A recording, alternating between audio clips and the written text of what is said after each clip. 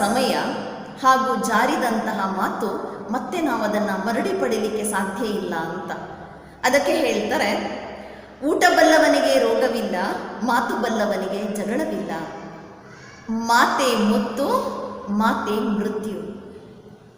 ಮಾತೆ ಸಂಪತ್ತು, ಮಾತೆ ಆಪತ್ತು. ಮಾತು ಮುತ್ತು ಒಡೆದರೂ ಹೋಯಿತು, ಮಾತು ಒಡೆದರೂ ಹೋಯಿತು. ಹೀಗೂ ಹೇಳ್ತಾರೆ, ಮುತ್ತು ಒಡೆದರೆ ಬಪ್ಪುದು, ಮಾತು ಒಡೆದರೆ ಬಾರದು ಅಂತ. ಅಂದರೆ ಈ ಮುತ್ತು ತುಂಡಾಯಿತು, ಎರಡು ಹೋಳಾಯಿತು ಅಂತಂದರೆ ಅದನ್ನು ಬಂಗಾರದಲ್ಲಿ ಫಿಕ್ಸ್ ಮಾಡಲಿಕ್ಕೆ ಬರ್ತದೆ. ಆದರೆ ಮಾತು ಒಡೆದ್ರೆ ಮತ್ತೆ ಪುನಃ ಅದು ಬರೋದಿಲ್ಲ. ಬಿಟ್ಟ ಬಾಣದ ಹಾಗೆ, ಬಿಟ್ಟ ಬಾಣ ಹೇಗೆ ವಾಪಸ್ ಬರೋದಿಲ್ವೋ ಹಾಗೆ ಬಾಯಿಂದ ಬಿದ್ದಂತಹ ಮಾತು ಸಹ ವಾಪಸ್ ಮರಳಿ ಪಡೀಲಿಕ್ಕೆ ನಾವು ಸಾಧ್ಯ ಇಲ್ಲ. ಆದರೆ ನಾವು ಮಾತಾಡುವಾಗ ಹೇಳ್ತೇವೆ, ನಾವು ಹೇಳಬೇಕು ಅಂತ ಹೇಳಲಿಲ್ಲ, ನನ್ನ